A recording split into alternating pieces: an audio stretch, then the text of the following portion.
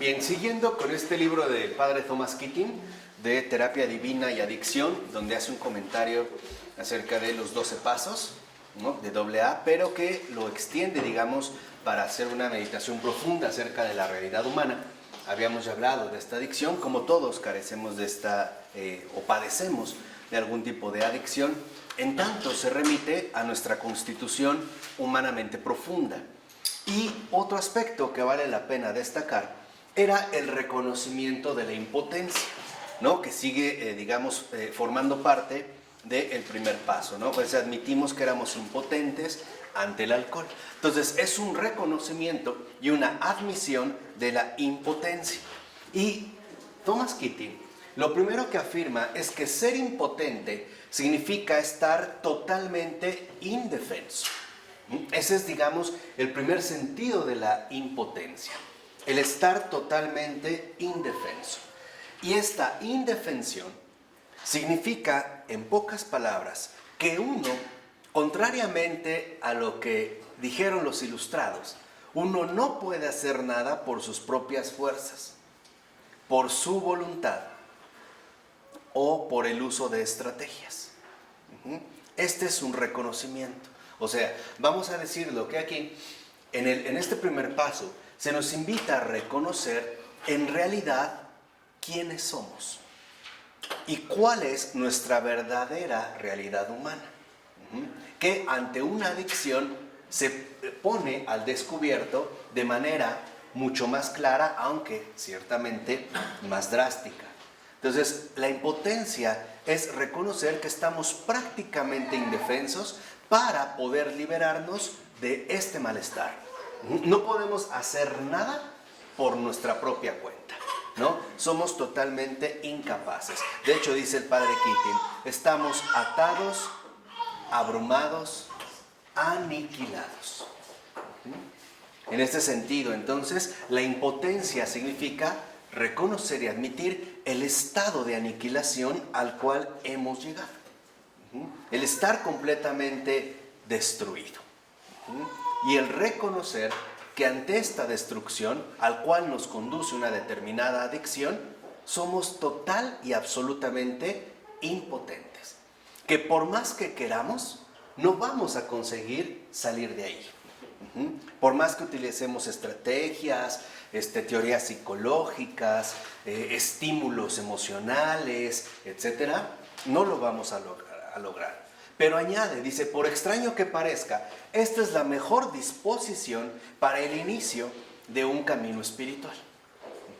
Esta es justamente la mejor disposición para iniciar un camino espiritual. ¿Por qué? Porque cuanto más profunda es nuestra conciencia de nuestra impotencia y más desesperados estamos, tanto mayor es nuestra disposición a tender la mano en busca de ayuda. Por decirlo así, este grado de desesperación pareciera conducirnos a una necesidad extrema de pedir ayuda. Al reconocer en pocas palabras nuestra impotencia, nos damos cuenta que en efecto necesitamos de alguien o de algo más, que la solución no está en nosotros mismos. Y esta ayuda es justamente la que se ofrece en los dos pasos siguientes, ¿no?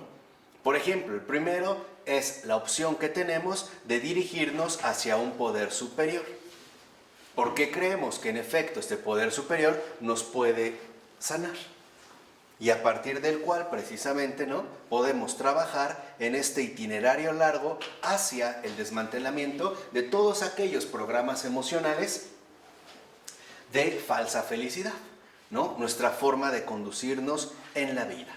¿Por qué? Porque en último término, estos programas que hemos adoptado y que identificamos con la felicidad y que los explicamos la vez anterior, son la causa raíz de todos los problemas. Ahí está la verdadera causa de nuestras dificultades, ¿no? Entre ellas dijimos la frustración en la que podemos incurrir, el desánimo que podemos atravesar y también, sobre todo, la aflicción que podemos llegar a padecer. Entonces, lo primero es reconocer los dos pilares básicos del falso yo. El falso yo es aquella producción que realizamos sin tener en cuenta los criterios más adecuados para una óptima vida humana. Ese es nuestro falso yo, ¿no? Les pongo rápidamente el ejemplo del niño. Si un niño va caminando en un parque y ve un globo y quiere el globo, considera que toda su felicidad depende de tener este globo. De tal manera que si no lo tiene, entonces el niño se frustra o bien simple y sencillamente considera que es infeliz porque no ha adquirido lo que deseaba, ¿no? Y así hemos ido elaborando este falso yo y que precisamente quiere encontrar la felicidad a través de programas emocionales que no pueden funcionar o que definitivamente no son, digamos, en realidad opciones para adquirir al menos esta felicidad que de una u otra manera estamos buscando. De tal forma que si comprendemos el reconocimiento de la impotencia, nos damos cuenta que su conclusión es precisamente el reconocimiento a su vez de que somos impotentes para resistir, o por decirlo en otras palabras, reconocemos que caemos una y otra vez. ¿Cuánta gente en un estado extremo de su adicción, por ejemplo, a través ya de una sobredosis de alcohol o de droga o haber incurrido en el hospital, se propuso firmemente no volverlo a hacer? Y en la noche andaba igual o peor. ¿Cuántas veces nos propusimos no incurrir en ciertas circunstancias de vida ya adoptadas y no obstante no pudimos resistir y lo seguimos haciendo una y otra vez? Así que entonces hay que entender que lo que aquí está en juego es el movimiento de libertad. Y es esto precisamente lo que queremos recuperar, el auténtico movimiento de libertad. ¿Por qué? Porque este movimiento de libertad consiste no solo en desprenderme de la sustancia dañina, sea la que sea, sino en eliminar de raíz la clase de conducta que no soy capaz de controlar y que podría hacer daño a los demás y también, por supuesto, a mí. Entonces, podemos ver que lo fundamental es que nosotros podamos desmantelar actitudes equivocadas.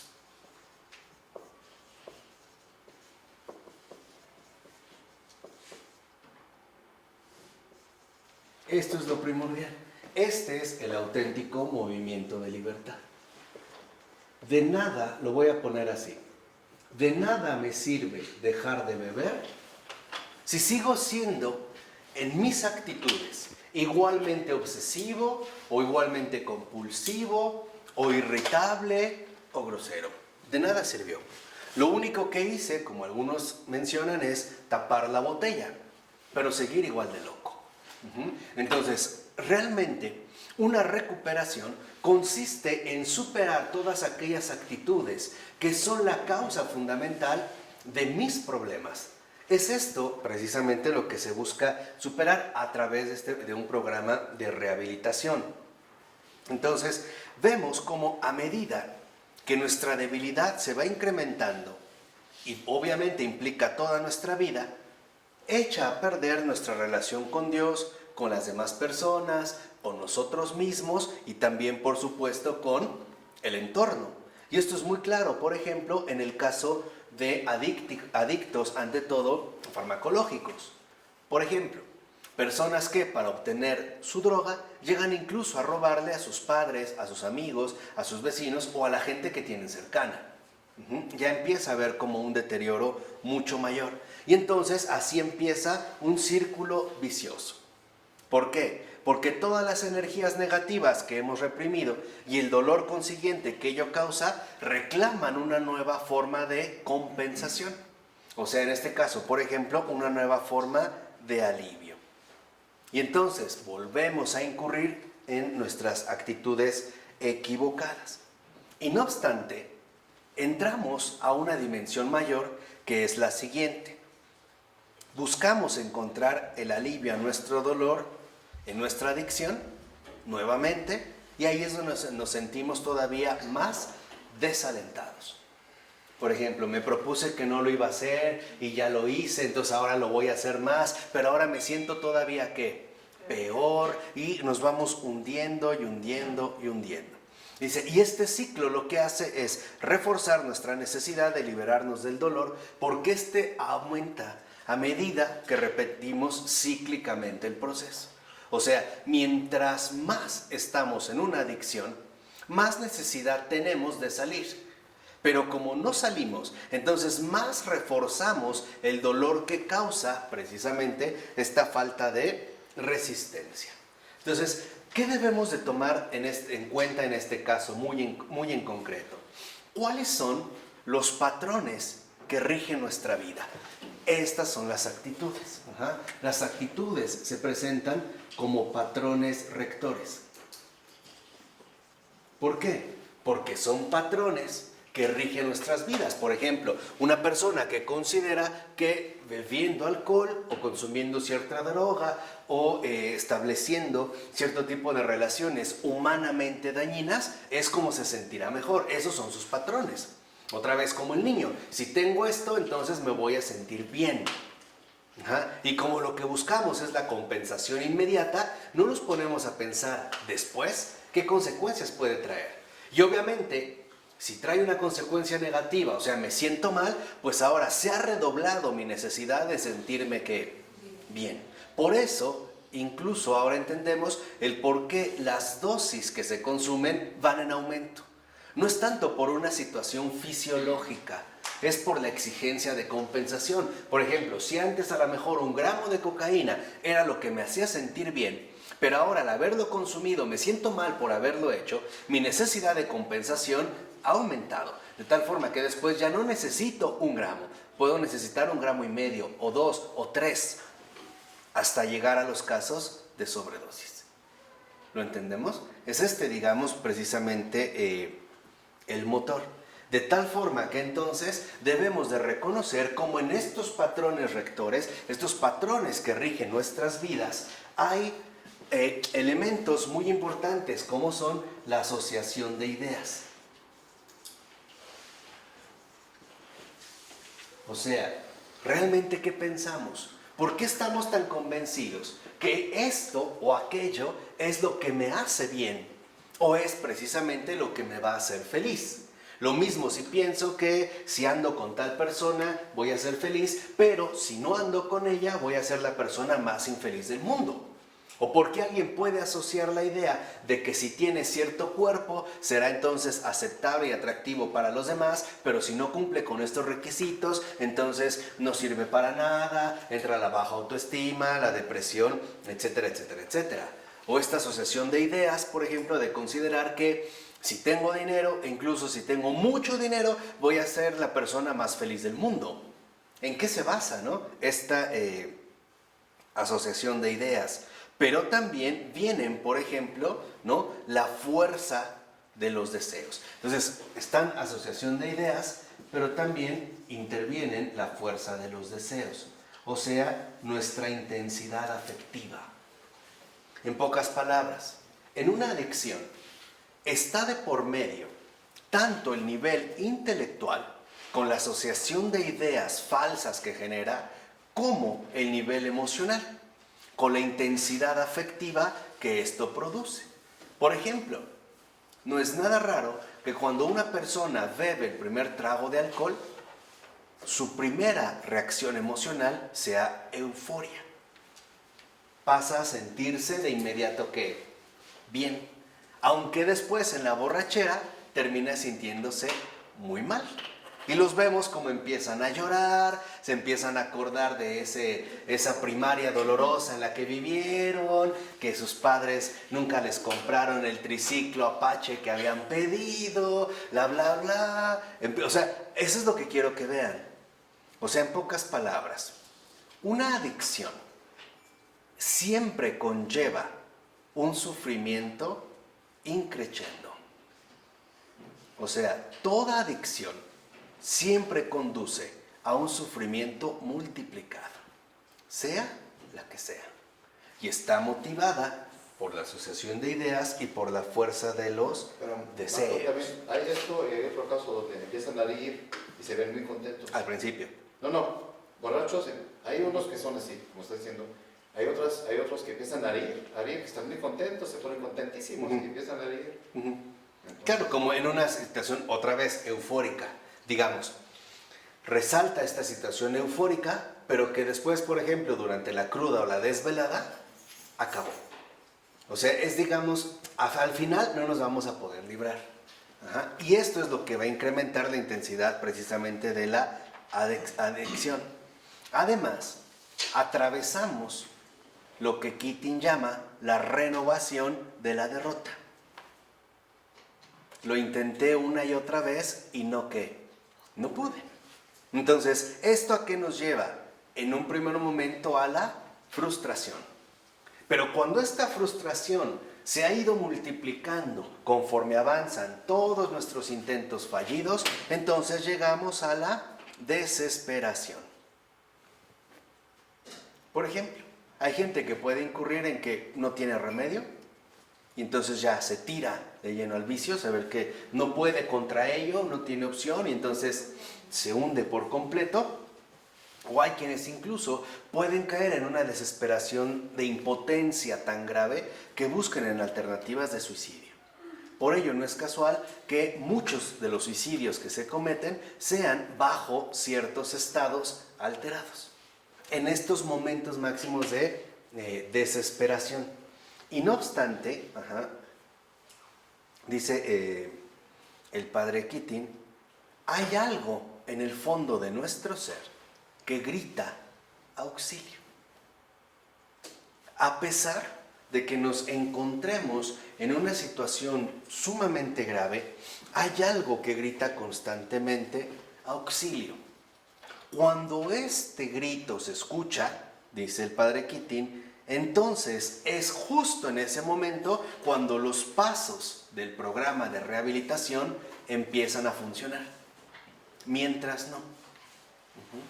Mientras no reconozcamos nuestra necesidad de ayuda, ningún programa de rehabilitación va a tener buenos resultados. ¿Por qué? Porque entonces sería como una dinámica impuesta por la fuerza que no parte desde lo profundo de esta persona. Por decirlo así, es como si quisiéramos sanar a una persona enferma del estómago cambiando solamente los olores de la comida y no yendo al fondo, digamos, de los problemas. Y este grito de auxilio que está presente en cada persona es justamente lo que nos permite encontrar la dimensión espiritual.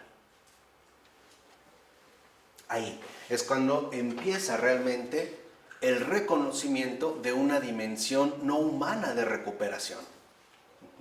O por ponerlo en términos más concretos, cuando realmente se toca fondo, es cuando podemos darnos cuenta y aceptar que solo Dios nos puede sanar. Nadie más lo puede hacer. Ni pastillas, ni viajes, ni casas, ni mujeres, ni santería, ni teorías psicológicas, ni yo. No, ni yo mismo. Solo Dios realmente es el que me puede tanto rescatar como sanar. De tal forma que la vida espiritual, en este sentido, significa el reconocer que vivimos plenamente dependientes de la gracia de Dios. Esta es, digamos, la dimensión espiritual. El reconocimiento de que vivimos plena y absolutamente de la gracia de Dios. Pero eso es en todo, ¿no? Sí, claro. Digo, no nada más en la adicción. No, bueno, es que habíamos definido la ocasión anterior la adicción como una perturbación profunda en un alma humana, ¿no? Aquello que, digamos, nos lleva finalmente a engancharnos con dinámicas de vida que en realidad no nos ayudan de una u otra manera. Entonces, exacto, esto, digamos, es como operable en todo. Entonces, reconocemos en síntesis que es el amor de Dios o el poder superior lo que nos sana. Y reconocemos que nadie puede devenir un ser humano en plenitud sin amor. Porque es solo el amor el que devuelve la vida a las personas más abatidas. Entonces, podemos entender que este grito de auxilio es el reconocimiento de que hay alguien en concreto que nos ama a pesar de nuestra situación compleja, a pesar de nuestra situación destruida, si quieren, o a pesar de nuestra situación humanamente destrozada. Exacto, ¿no? Hay un amor que en efecto es capaz de rescatarme y de sanarme. Por eso dice, el amor divino nos levanta cuando creemos sinceramente que nadie más lo hará. O sea, cuando me doy cuenta de que todos mis recursos se han agotado. Fui con un doctor, estuve internado en tales clínicas, fui a tales otras, me dieron terapia de hipnosis y nada funcionó. Solo ello. Y dice, entonces empezamos a experimentar libertad y paz. O sea, liberación de las ansias de aquello que sabemos nos hace daño. Esa es una adicción. Justamente esta es la raíz de toda adicción. Ansiar aquello que sabemos nos hace daño. Y no obstante, lo queremos. Esta es la adicción. Y aquí se ve que en efecto la naturaleza humana está herida. Está maltrecha. O sea, sí está, por así decirlo, como torcida. Porque incluso puede ansiar, en el sentido radical de la palabra, aquello que justamente le hace daño. Por ejemplo, ¿qué hay de aquellas que salen con hombres casados? O de aquellos que salen con mujeres casadas. Saben que eso les hace daño. Y no obstante, ansían. Incluso ansían el momento de verlo. Y si no recibieron el mensajito ya se enojaron. O etcétera, etcétera. O si les cancelaron la cita amorosa, se ponen como locos, etcétera. Entonces, lo que vemos aquí fundamental es reconocer que nosotros en estas actitudes, o sea, este movimiento de libertad es liberarnos de las ansias de aquello que sabemos nos hace daño. Ahora, no solo se trata de que lo que nos hace daño es una sustancia toxicológica, no. Aquello que nos hace daño también, por ejemplo, son criterios de vida. Y no obstante, tal parece que ansiamos obtener estos criterios de vida o deseos desordenados de todo tipo que lo único que hacen justamente pues es lastimarnos o en este caso herirnos. Es esta la liberación. O sea, es digamos, el nivel profundo en el cual actúa una verdadera recuperación. O sea, lo que se quiere recuperar es una auténtica vida sana, no solo dejar de beber. Esto es algo, digamos, hasta cierto punto secundario, porque no es el alcohol en sí mismo lo que causa tantos estragos en mi vida. Es estas ansias desmedidas de aquello que nos hace daño.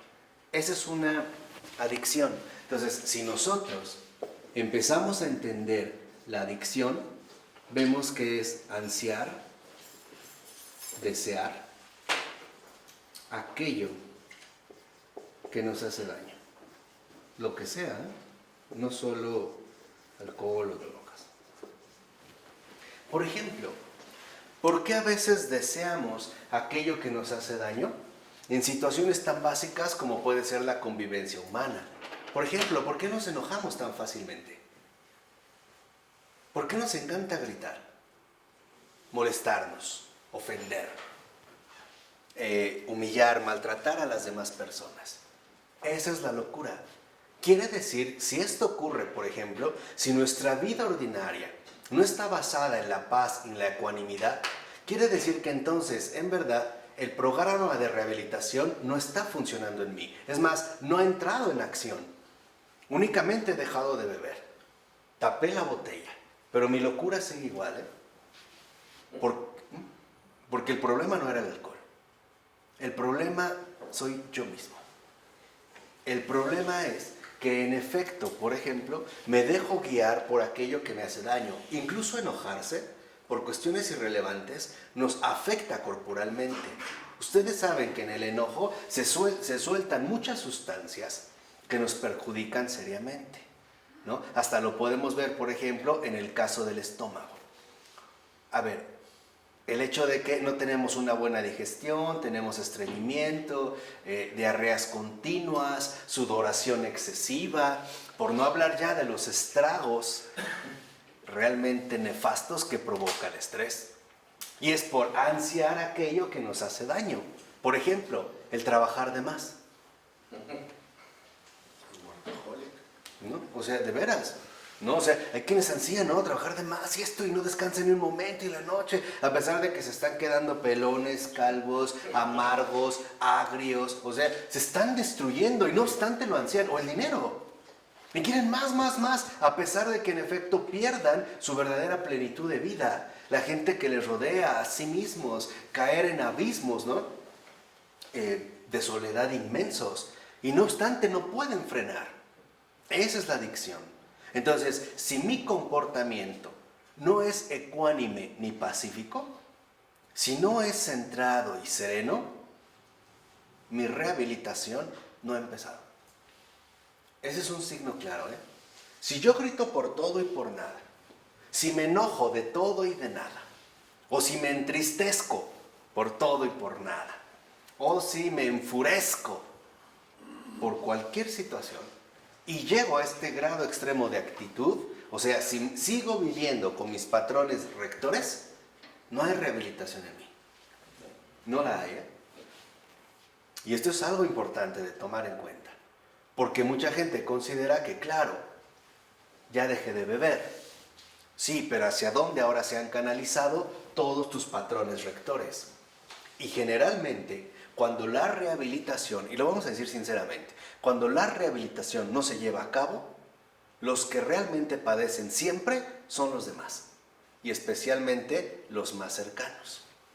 Ejemplo muy sencillo, una persona no ha consumido su droga, y entonces los que la llevan es la gente que los rodea.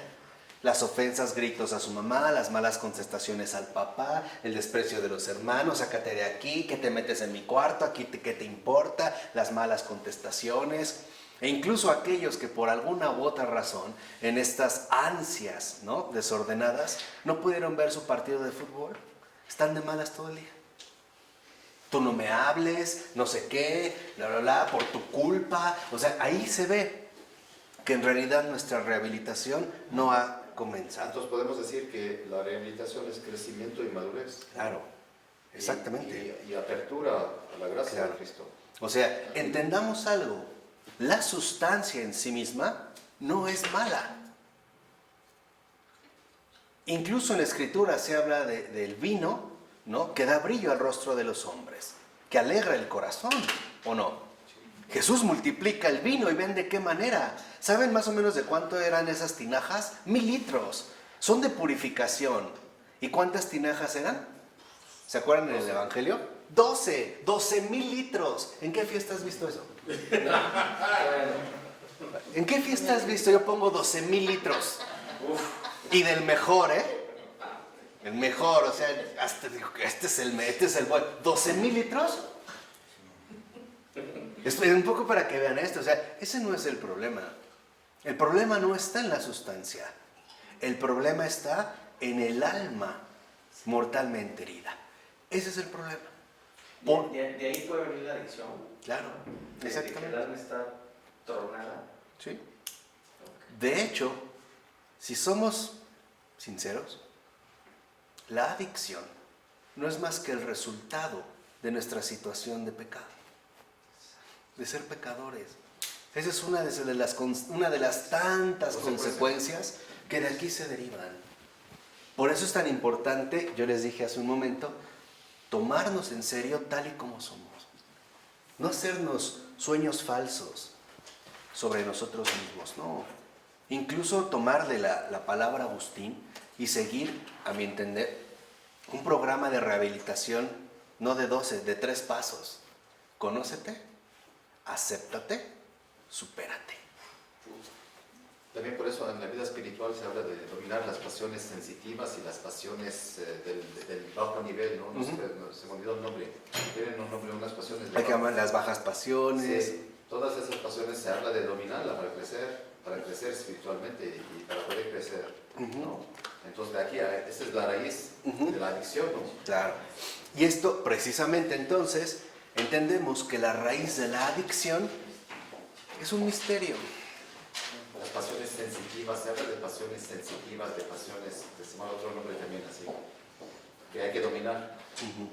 Y por eso hay que dominar la comida, el gusto, todo esto, ¿no? Claro. Para crecer, para poder enfrentar. Claro. Y este enfrentamiento es justo la maduración. O sea, en pocas palabras, la adicción, o la verdadera, digamos, el tema de la adicción, nos conduce directamente al ámbito del misterio. O sea, al ámbito de lo espiritual, a la presencia de Dios. Nos guste o no nos guste. Puede haber otras formas alternativas, pero algo es cierto, no serán ni eficaces ni auténticas. Pueden ser paliativos, pero en realidad no van justo al problema de raíz. Entonces, lo que el Señor quiere es que abordemos este problema de raíz. Por ejemplo, en el caso de Agustín, que ahorita les mencioné, el primer paso es conócete. O sea, date cuenta realmente qué ocurre en ti. Para eso también se te dio tu capacidad intelectual. Para eso también tienes inteligencia. Para tomarte en serio a ti. Conócete. O sea, ver por qué, por ejemplo, busco siempre estar peleando, o por qué puedo desear algo que en efecto me daña. O sea, por qué prefiero la muerte y no la vida. No es normal. O sea, siendo sinceros, no es algo netamente normal. Y acéptate. Acepta que sí, que esto sí se da en ti. Por ejemplo, sin ningún tipo de vergüenza o de justificación. Acéptalo. Por ejemplo, acepta que realmente buscas, a pesar de la denigración que eso implica, ¿no?, ver pornografía. O qué sé yo, tantas otras cosas. Acéptalas. Y tercera, supérate. ¿Y qué es superarte? ¿Echarle ganas por voluntad propia? No. Para Agustín, supérate es muy sencillo. Invoca a Dios. Porque Él siempre está ahí para ayudarte.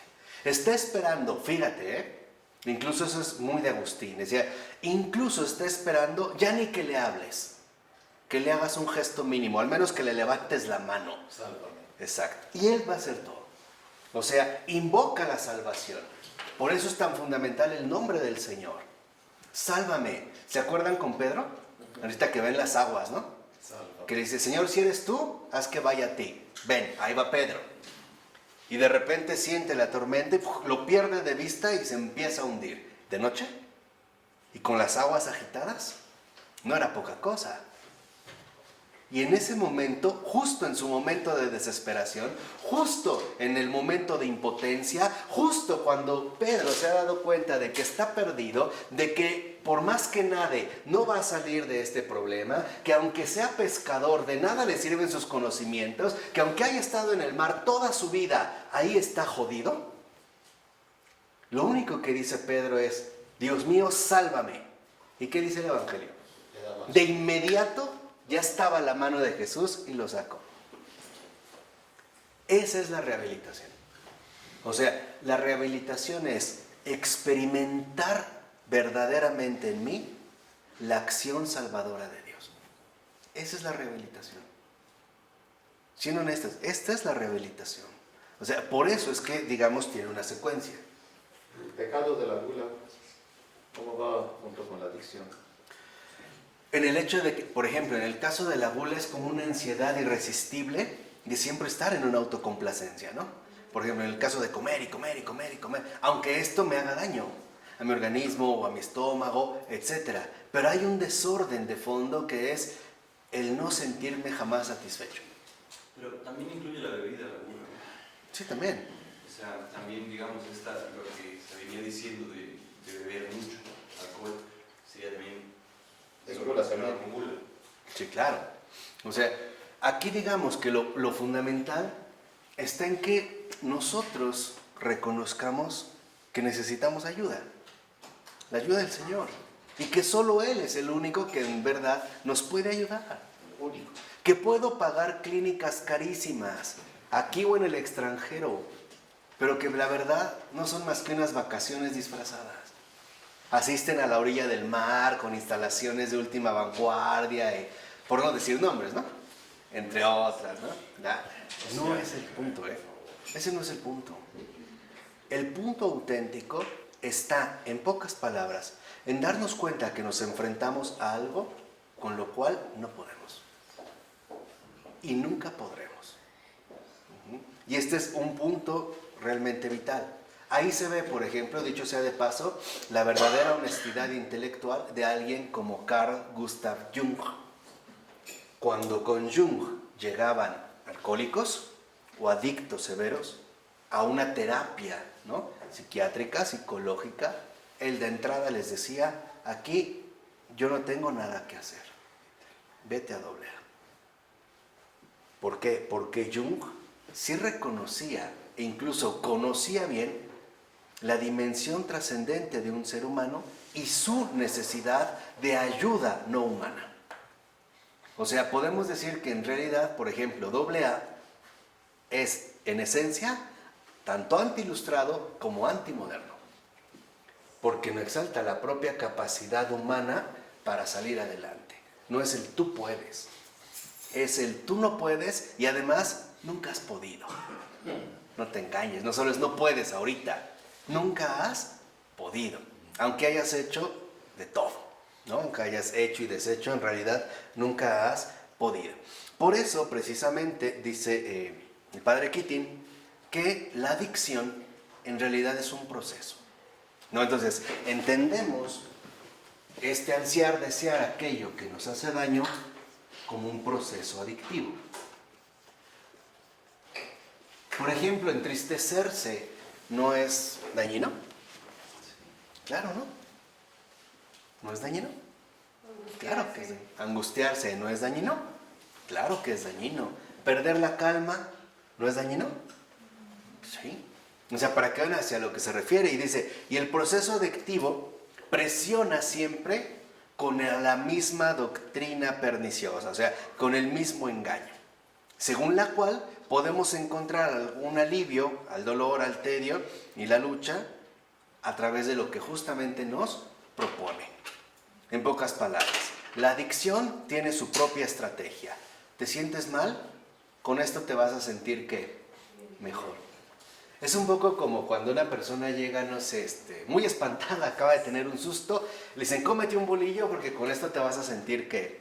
Mejor, con eso te vas a sentir bien. Pero no es verdad, ¿no? Ahí justamente hay una mentira. Por eso dice, la impotencia es entonces el resultado de la derrota frecuente. Y eso es lo que hemos vivido. ¿Cuántas personas no llevan años sin poder superar un resentimiento? Años, ¿eh? Años. Sin poder superar una humillación.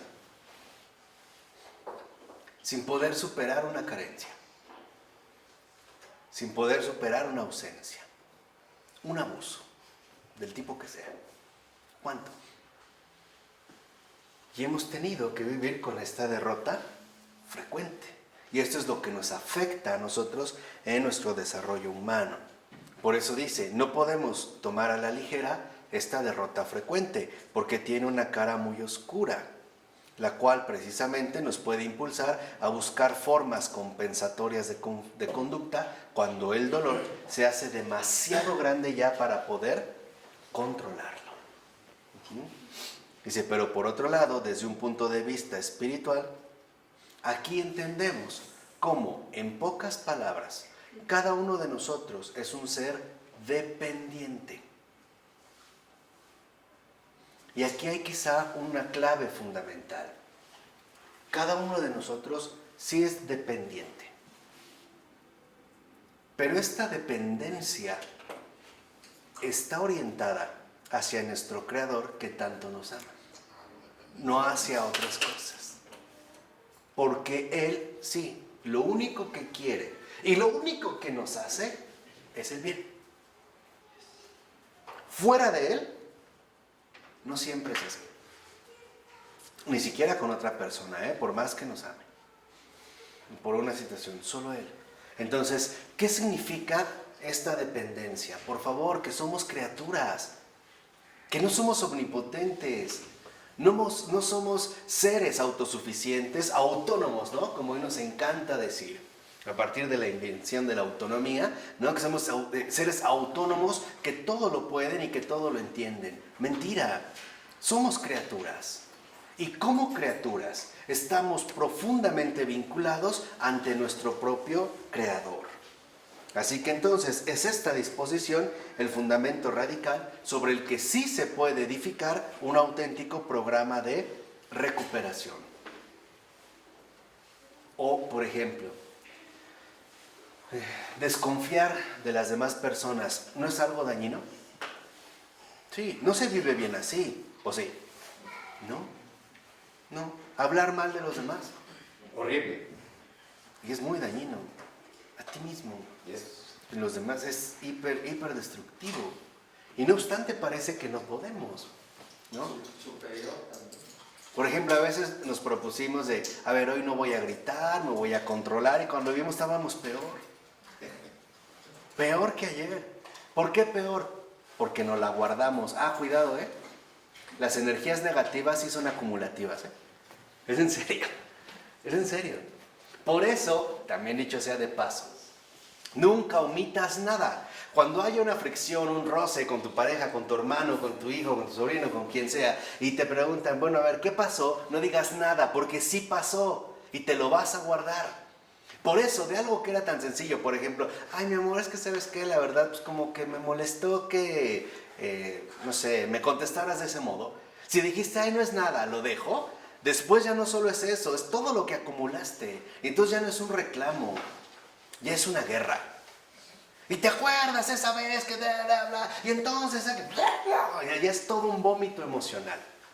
Por eso, mejor un escupitajo y no un vómito. De todas maneras, lo tienes que sacar. ¿No? Es acumulativo, Entonces, por eso se llama, en este caso, por ejemplo, un resentimiento. Es un sentimiento reforzado, ¿no? Recargado. Claro, ¿no? Y sí es, en este sentido, acumulativo. Entonces, y el punto también central es reconocer que la sanación, la verdadera sanación que se nos ofrece es totalmente gratuita. O sea, es pura gracia. No tenías que gastar $150,000 para nada. No tenías que haber viajado hasta el fin del mundo para nada.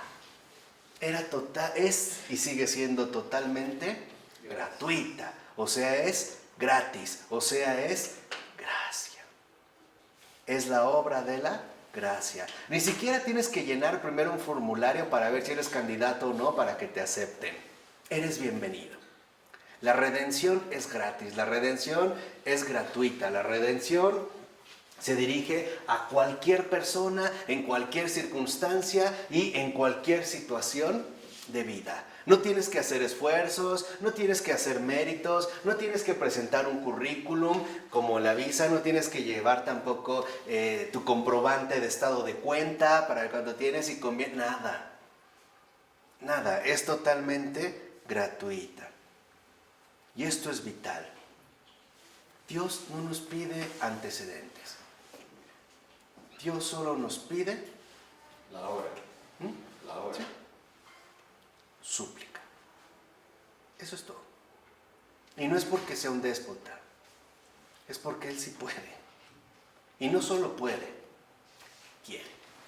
En cualquier circunstancia, en cualquier momento, ¿no? Entonces, por eso dice, tal vez puedas ver la tensión que se acumula entre las constantes derrotas y la tendencia a la desesperación, ¿no? Como incluso cuando una persona quiere armar un rompecabezas y no puede, ya de entrada, ya, ¿no? Lo patea, aunque ya había armado la mitad. Y después dice, bueno, no, ya más tranquilo, ya, bueno, voy a volver a empezar, ¿no? Y otra vez, no le salió y, ¿no? Despotrica. Dice, no, y dentro de esta tensión, precisamente, aparece este impulso de volvernos a Dios. Por eso dice, esta disposición se refleja en las palabras del Evangelio de Jesucristo cuando dijo, he venido a salvar lo que estaba perdido. Aquí perdido significa totalmente fracasado, desesperado, aniquilado. Es más, lo que ni siquiera merece una consideración. Lo totalmente destruido, ¿no? A partir precisamente de este tipo de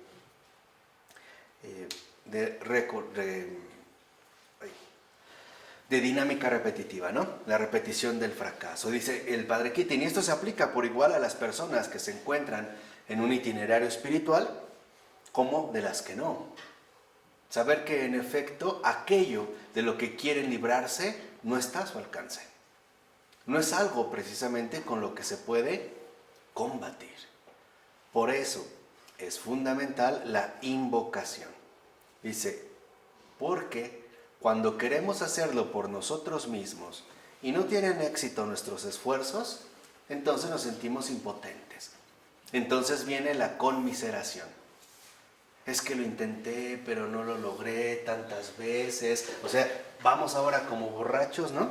Hacia otro lado. Dice, y esto en último término, ¿a qué nos lleva? Pues al desaliento. A reforzar todavía más nuestra experiencia de debilidad. Así que la adicción, este proceso adictivo, tiene que ver con que reconozcamos que hay alguien que sí nos puede salvar y que además, como les dije, sí quiere en este sentido hacerlo. Y por eso menciona también el padre Keating, ¿no?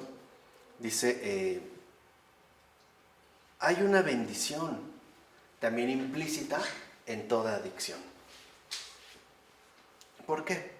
Dice, porque, por ejemplo, se puede manifestar en el hecho de que puede llevar a consecuencias tan tristes como ir a la cárcel, o chocar un coche contra un árbol, golpear a nuestros hijos, hacer que la convivencia con nosotros resulte insoportable, perder el trabajo. O sea, dice todo esto, ¿no? Que esta serie de desastres que puede provocar el hecho de beberse unas copas o emborracharse para liberarse del dolor.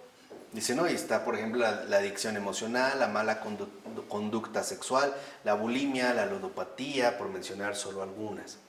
Dice, pero aquí lo fundamental es que lo penoso, en este caso, es cómo desperdiciamos nuestras enormes capacidades para crecer en el amor, la libertad, la paz, el servicio a los demás, el tender la mano a los necesitados, ¿no? Dice, todo esto se pierde por el simple fin o ansia de encontrar unos momentos de satisfacción, recayendo justamente en una de estas adicciones. O sea, nos enceguece plenamente, con tal de que nosotros alcancemos la gratificación o aquello que ansiamos, pues todo lo demás puede quedarse a un lado, ¿no? Dice, y no obstante, persiste la conciencia de que este no es el modo correcto de proceder, pero no influye en nuestra conducta, ¿no? Y en efecto, hay gente que dice, sí, sé que estoy mal, pero ni modo, o no puedo hacer otra cosa, o de plano, y hay quien dice, sí, sé que estoy mal, pero no me importa, ¿no? Yo ahí encuentro mi gratificación, ahí encuentro mi bienestar, y entonces sigo. Y entonces lo único que hace es acrecentar su sentimiento de culpa. Y la culpa, a su vez, nos incita a querer olvidarla a través del ejercicio de la adicción.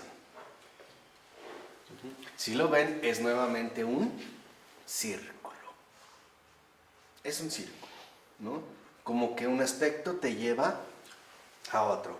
Dice, la ventaja de la adicción desde el punto de vista del adicto es que proporciona una oportunidad para estar preocupado, planificando cómo la va a satisfacer a corto plazo. Su ventaja es que lo mantiene ocupado. Por ejemplo, híjole, en cuanto llegue, ¿cómo le voy a hacer? Espero que mi esposa se duerma para que yo salga esto, o qué sé yo, o de dónde voy a sacar dinero, ahora que cobre para acá y me voy a comprar tal. Entonces está ahí, ¿no? Dándole. Dice, y por lo tanto, no tiene mucho tiempo para pensar en todo el dolor que va a sentir. O sea, como que nada más vemos las cosas con un ojo. Solo veo que me la voy a pasar muy bien, pero en realidad no veo también lo mal que esto, o todo el daño que esto me va a, ¿qué?, a provocar, ¿no? Es como cuando a veces, no sé, las personas, sí, vamos a la fiesta, órale, y compramos las botellas, y mira que ya se imagina la fiesta, pero después no se ponen a pensar todo el daño que esto puede traer, o todas las consecuencias negativas que también se pueden de dar, ¿no? Entonces, en esta liberación del dolor.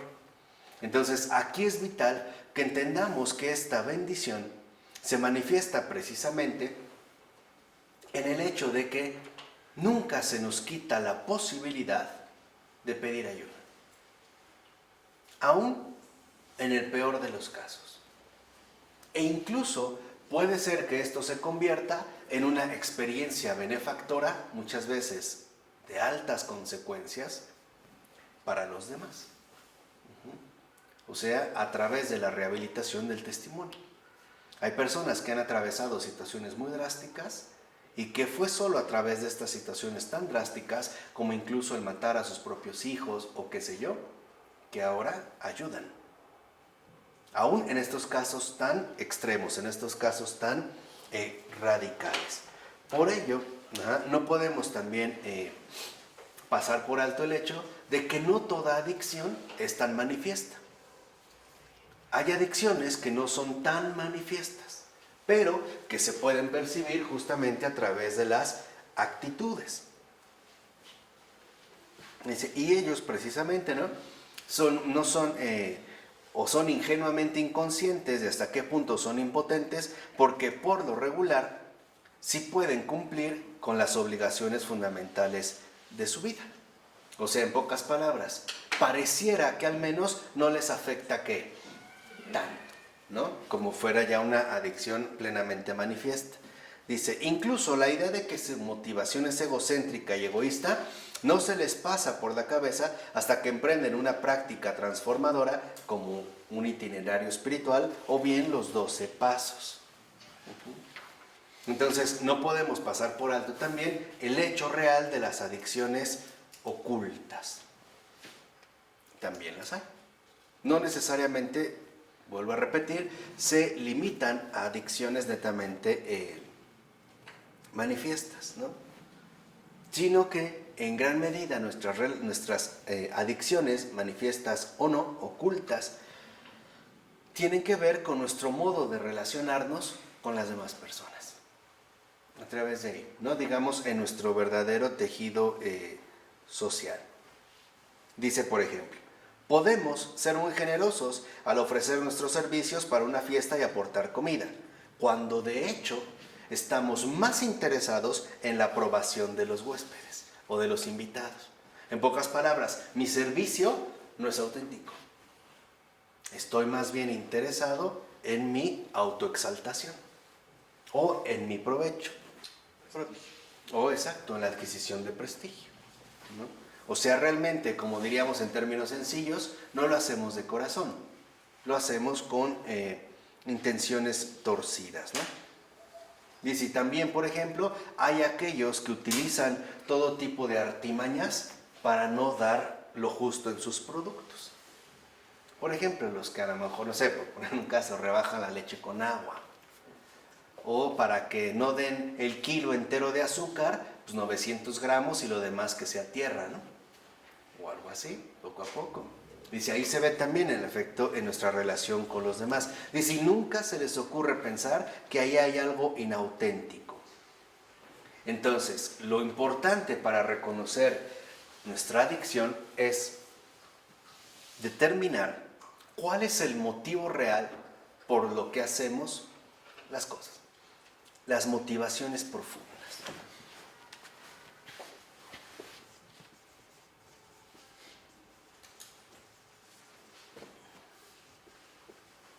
Por ejemplo, una cosa es que realmente una persona si quiera servir a los demás y otra cosa es que te den un buen servicio para obtener una buena propina, cuando en realidad tú no le importas. Lo único que le importa es obtener esta propina. O cuando dicen ser tus amigos, cuando en realidad no hay una verdadera amistad. Hay un vínculo de conveniencia. Cuando todo trae gancho. De tal forma que entonces habría que indagar en estas motivaciones profundas. Por eso dice también el padre Keating, incluso las prácticas religiosas pueden tener motivaciones egoístas. Dice, por ejemplo, como cuando Jesús dice o se dirige o habla de la tendencia humana a buscar las felicitaciones y el reconocimiento por nuestra buena conducta y nuestra generosidad, a través, por ejemplo, de la limosna y del ayuno, ¿no? Dice, claro, es evidente que son obras buenas, no deberemos dejar de hacerlas, pero no deberíamos de hacerlas con esas motivaciones. Entonces, aquí sí podemos ver un aspecto central. Uno de los rasgos fundamentales de las motivaciones profundas debería de ser el desinterés. O, como generalmente se menciona, que realmente sea por amor y no por otro tipo de circunstancias o de propósitos. ¿Estamos? ¿Sí? Bueno, vamos a dejarla hasta aquí. En el nombre del Padre, del Hijo y del Espíritu Santo. Amén.